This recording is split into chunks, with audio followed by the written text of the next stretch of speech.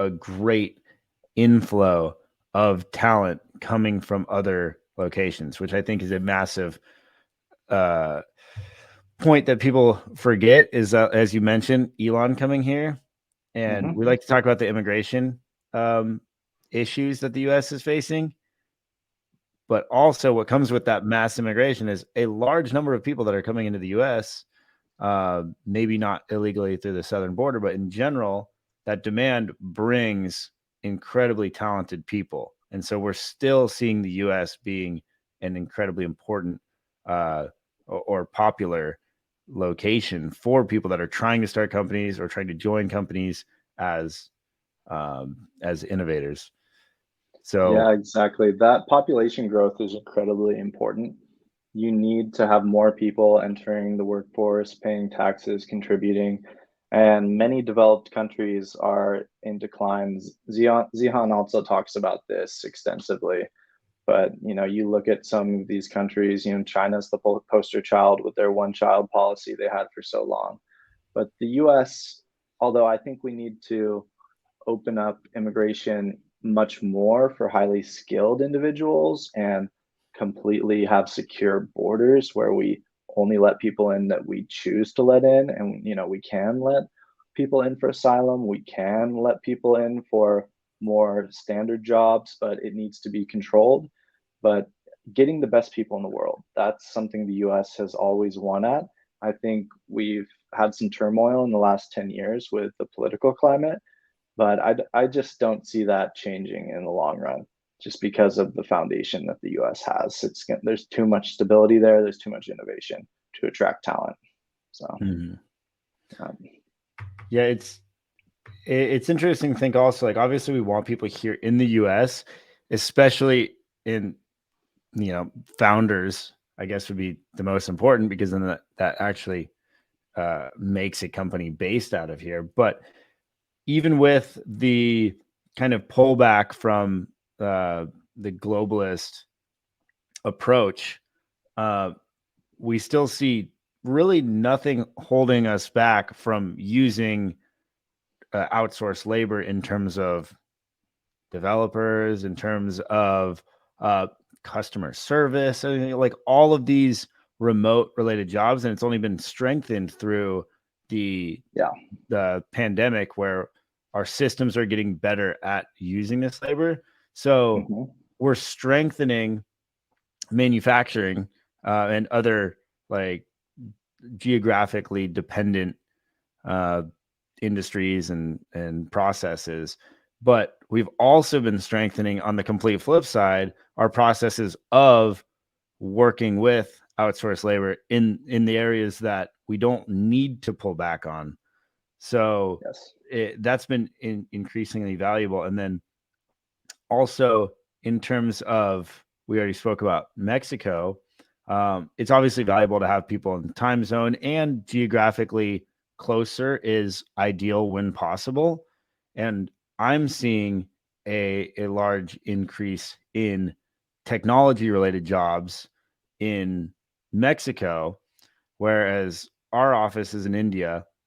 I just spoke with a founder of an agency in Mexico, based in Los Angeles, has their essentially entire technical team in Mexico City, and they have a team of 20, mostly developers, developing apps, really high level websites.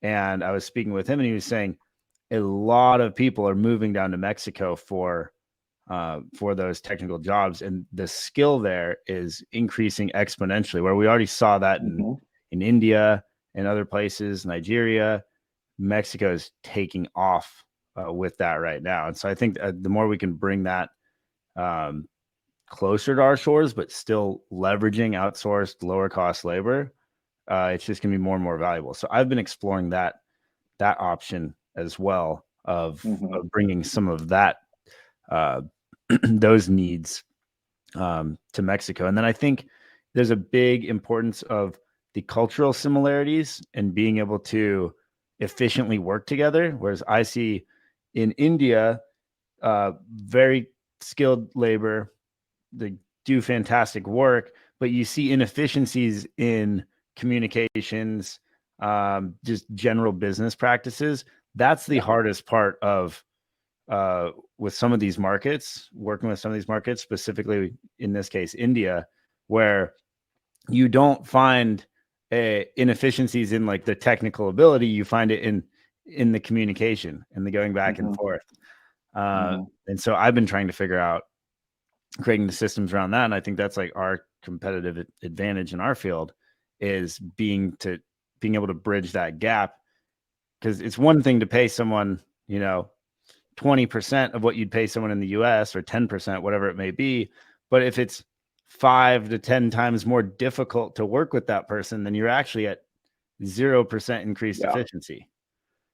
Yeah. Um, I think it depends on the role. If you want leadership in your team, there's a reason why a lot of the venture capitalists right now are screaming that remote work doesn't work. It's because if you're paying someone a San Francisco salary, a New York salary, you don't want them to be remote. You want them to be in the office working with you. If they're in the same city, why can't they be there working with you? But I think you would actually be irresponsible as a startup founder to not work with global freelancers, especially when you're starting your venture, because you cannot get a better return. You're going to be able to get your MVP to market. You're going to be able to work with software engineers who have 8, 10 plus years of professional working experience. You're going to be able to get support with your marketing, get different specialists on for short periods of time. You don't want a generalist trying to figure that out. You need specialists to help you build your website, to build your Google campaign, to build your Facebook campaign, whatever it might be, to design your product, to help with customer service, and to make sure that you can get to the stage where you're actually making some money in your profitable venture. So, working with global freelance talent to me is a no brainer for any entrepreneur these days. And today, it's easier than ever to do that. It's easier than ever to start a company. I think how lucky we are because today, with software and the internet, you can be a motivated entrepreneur and you can build your own business and your build a revenue stream. You can get into countless businesses in countless areas. 50, 100 years ago, everything was way more capital intensive. You couldn't open an e-commerce store, you couldn't create a brand, you couldn't do website development, software development. I mean, you're going to have to buy land, you're going to have to battle against JP Morgan and Rockefeller dominating industries. Now there are so many more opportunities for entrepreneurs to get into the market and to build their own empire. And I think that's awesome to see. It feels like the best time ever to be an entrepreneur right now.